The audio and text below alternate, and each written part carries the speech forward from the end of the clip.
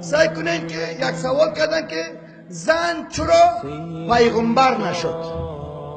سوالایی که در اینترنت میپرده براتون. زن چرا پیغمبر نشد؟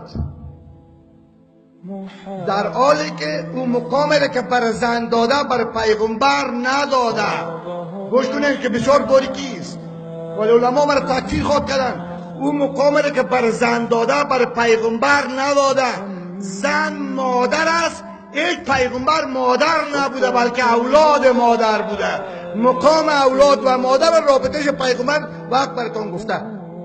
سر مادر پیغمبر گپ میزنه، نه سر مادر لیلن. باریکی رو متوجه باشید. یک باریکی یک داره که نفکر. این دو.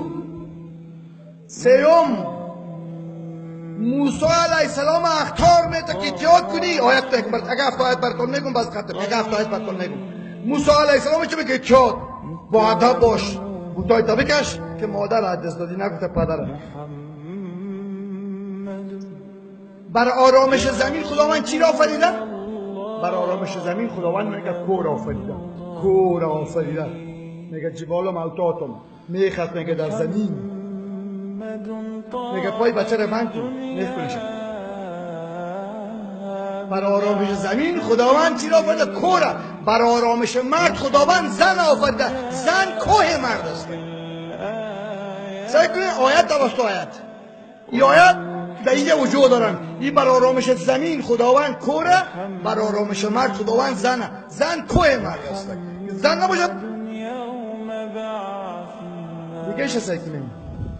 مرد دیگه آیت است. مرد نوکر علقه گوش زن. از سر تیر هستی از ناموست نه.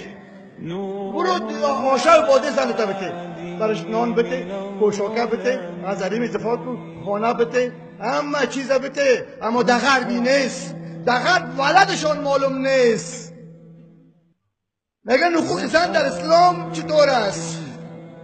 در اسلام حقوق زنی کس مسئله کنه که میگه از سر تیر باش اصلا نه. برو ایت غلام علقه گوش چوب دوزی نمیکنه بالا رو خود خانهش گرم کنه. اما میری چوب دوزی میکنی شب زمستان میاری صدلی خانمت گرم میکنه. بس اینجا این چقدر چرا زن در قیمیت مرد باشه؟ سوال بود. دکتر سیم نیازی خبر داره، محسنی صاحب خبر داره.